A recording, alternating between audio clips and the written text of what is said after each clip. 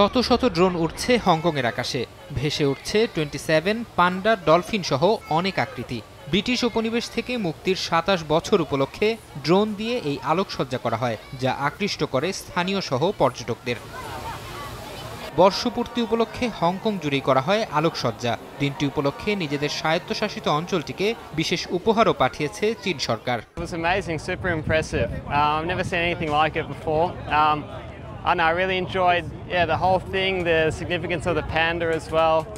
It was very interesting and I really enjoyed it. চীনের প্রবেশদ্বার নামে পরিচিত হংকং, এর আয়তন 1100 বর্গ কিলোমিটার। দ্বীপটি একসময় ব্রিটেনের উপনিবেশ ছিল। ইজারার মেয়াদ শেষে 1997 সালে দ্বীপটিকে চীনের কাছে ফিরিয়ে দেয় ব্রিটেন। এরপর থেকে দিনটিকে উদযাপন করে হংকংবাসী।